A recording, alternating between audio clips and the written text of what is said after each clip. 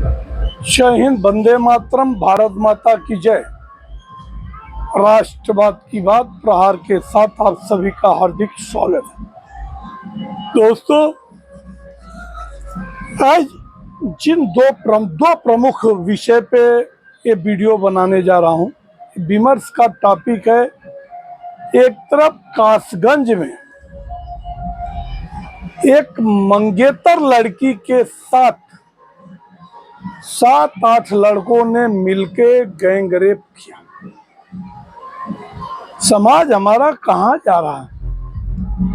अभी एक हफ्ते पहले वाराणसी में जो घटना हुई थी कि एक लड़की को, दलित लड़की को 23 लड़कों ने मिलके उसके साथ बारी बारी तक 6 दिन तक दुष्कर्म किया। और आज ये दूसरी घटना है। अब पुलिस एक्शन में है और अभी तक 8 आरोपी पकड़ लिए गए। दूसरी घटना है कि एक रिश्ते को कलंकित करने वाली माँ ने अपने ही बेटी के होने वाले दामाद और दामाद के साथ भाग गई। ये ऐसा तो कभी सुनने में भी नहीं आता। मगर प्रकृति कहाँ जा रही है, लोगों की वासनाएं कहाँ जा रही हैं। एक बार दूर के रिश्ते में ऐसी बातें होती थी तो एक बार ये होता था चलो दूर का रिश्ता, मगर ये जो घटना हुई है वो फिर जो सौरभ का अभी घटना हुआ था, जो कि काट के ड्रम में भर दिया था, अभी महीना भर भी नहीं हुआ है, मगर उत्तर प्रदेश में अभी ये 2 वारदात और हो गई। तो सबसे पहले हम आते हैं कासगंज की घटना पे कि एक लड़की अपने मंगेतर के साथ अपना आधार कार्ड और राशन कार्ड सही करवाने गई थी और वापस आते वक्त एक जंगल में दोनों बैठ के बातचीत कर रहे थे। इतने में एक भारतीय जनता पार्टी का नेता, छोटभैया नेता अखिलेश प्रताप सिंह, जो कि अपने गाड़ी पे एपीएस लिखता था और हुटिंग वगैरह लगा के बड़ा सियाना बनता था, जिस हिसाब से उसके फोटो वीडियो वायरल हो रहे हैं। बड़े बड़े नेताओं के साथ फोटो का शौकीन था। अब वो अपने दोस्तों को बुलाकर 8 लड़कों ने उसके मंगेतर को उसी जंगल में बांध दिया एक पेड़ से, और बाद में बारी बारी से 8 जन ने दुष्कर्म किया। सोचो समाज कहाँ जा रहा है। वो भी उत्तर प्रदेश, कानून इतना सख्त है, वहाँ की पुलिस इस समय पूरे वर्ल्ड लेवल की पुलिस हो गई है। अपने देश में जब तक किसी को फांसी की सजा होना, मैं बार बार कह रहा हूं कि ये केवल कानून 10-10 साल 15-15 साल का दिखाता कि सजा होगी, मगर जब तक फांसी की सजा, मैंने कहा कि एक 15 दिन 20 दिन के अंदर ऐसा रिफॉर्म करना चाहिए कि चाहे कोई भी आरोपी हो, 15 से 20 दिन में अगर उसको फांसी की सजा हो, तब लोगों के अंदर डर होगा और फिर इन बेटियों के साथ बढ़ रहे दुष्कर्म कम होंगे। अदरवाइज कानून का कोई खौफ नहीं है और कितनी वारदातें सामने आ रही हैं। और हम तो इस विषय में बहुत चिंतित हैं कि अपने देश में क्या हो रहा है। अब दूसरे विषय पे आते हैं कि जो रिश्तों को कलंकित कर देने वाली कलयुगी माँ, पहले तो होता था कि चलो कोई मैभा माँ होगी, ऐसा अपने बेटी के साथ करेगी। अब इस बेटी के साथ शादी का रिश्ता फिक्स हो गया। 16 अप्रैल को शादी होने वाली थी और 1 अप्रैल को ये अपने दामाद के पास मिलने जाती है और बहाना ये बना के जाती है कि मेरे दामाद का तबीयत बहुत खराब है।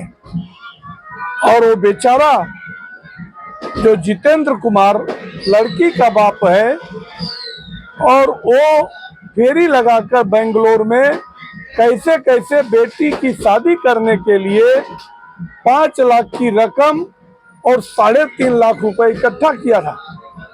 और इस औरत के कहने पे, जोर जाती करने पे, इसने अपने दामाद को हाल ही में एक मोबाइल दिया था 20,000 का। मगर इस रिश्ते में क्या कहेंगे। अब वो कलयुगी माँ जो कि अपने दामाद के साथ ही ऐसे जाल बिछाती है। अभी वो लड़के का बाप, राहुल का बाप कहता है कि एक बार होली के टाइम पे आई थी और 2 ताबीज लेके आई थी। लगता कोई काला जादू करके वो अपने दामाद के एक कमर में एक हाथ में बांध देती है और उसको वशीकरण कर लेती है। और वो लड़का जहाँ अपने माँ बाप से बात करता था वो स्केयर रहने लगता, किसी से कोई बात नहीं करता है और इसके जाल में फंस जाता है। और अब जब बहाना करके 1 तारीख को जाती है, अपने हस्बैंड से कहती है, जबकि हस्बैंड को अभी वो कार्ड वगैरह बना के हर चीज, कार्ड वगैरह भी बट गया है, सारी तैयारी हो गई है। तो अभी बोली कि मेरे दामाद का तबीयत बहुत खराब है, मैं देखने जाती हूँ। देखने गई तो वहीं रुक जाती है और फोन करके कह देती है कि उनकी तबीयत कुछ ज्यादा ही खराब है, मैं बाद में आऊंगी। तो 5 दिन 4 रात रुक जाती है और दोनों एक ही बिस्तर पे सोना पसंद करते हैं और रिलेशनशिप में आ जाते हैं। और बाद में जब 5वें दिन राहुल लाके उनको छोड़ता है बाजार के पास, वहां से अपने पति के साथ जाती है और बाद में वो अपने पति से वो कार्ड अपने बहन के घर भेजती है। और घर पे जब वो जाता है और मगर जितेंद्र वहां जाके तुरंत वापस आता है, तो बाद में वो अपनी बहन को फोन करती है कि वो घर से बगैर खाए गए हैं, उनको कुछ बना के खिला देना और रात वहीं पे रोक देना। और अपने बच्चों को, 3 बच्चे की माँ है, अपने बच्चों को भैंस को चारा डालने और उनको पानी वगैरह पिलाने के लिए बोलती है और कहती है थोड़ी देर बाद आना, तुरंत आना मत। और इन बिटवीन उसने अलमारी खोलकर घर में रखे 5 लाख के जेवरात और 3.5 लाख रुपए कैश लेकर घर से निकल जाती है। और बाद में जब जितेंद्र फोन लगाता है तो कहती मैं आती हूँ। बाद में मोबाइल इसका बंद हो जाता है और ये दोनों लापता हो जाते हैं। तो ये रिश्तों को कलंकित करने वाली वारदातें कलयुग में होना शुरू हो गया है। अब ये तो बहुत ही चिंता का विषय है। इवन पुलिस भी क्या कर सकती है, दोनों बालिग हैं, इसमें कुछ नहीं होगा। रजामंदी है तो कुछ नहीं होगा, हो भी सकता है तो वही रिकवरी हो जाए, वो भी अगर वो पैसे पूरे खर्च कर देंगे। अब ये सुनने हमारा उनका लोकेशन मिल रहा है रुद्रपुर हल्द्वानी, क्योंकि वो अपने जीजा के पास वहाँ रहता था।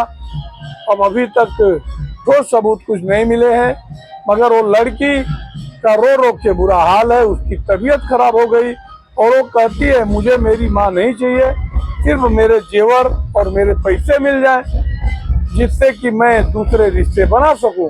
क्योंकि वो गरीब बाप अब कैसे इतने पैसे इकट्ठा करेगा, फेरी लगा के धंधा करता है और कैसे अपने बेटी का हाथ पीला करेगा। तो ये समाज में ऐसी कुरीति फैलती जा रही है कि किस वजह से फैल रही है, कि लोगों को थोड़ा सा अवेयर होने की जरूरत है और जागरूक होने की जरूरत है। अगर आप लोगों को हमारा विश्लेषण अच्छा लगे तो आप हमारे चैनल को सब्सक्राइब करें और ऐसे अनेक मुद्दे पे हमारी नजर रहेगी। आने वाले टाइम में अगर ऐसी कोई वारदात और कहीं होती है तो मैं उस पर जरूर कोशिश करूंगा विश्लेषण करने की और जागरूकता फैलाने के लिए आप लोगों से मैं यही गुजारिश करूंगा कि चैनल को आप सब्सक्राइब करें और ज़्यादा से ज़्यादा शेयर करें और लोगों को सब्सक्राइब करने के लिए प्रेरित करें। जय हिंद, वंदे मातरम, भारत माता की जय। धन्यवाद।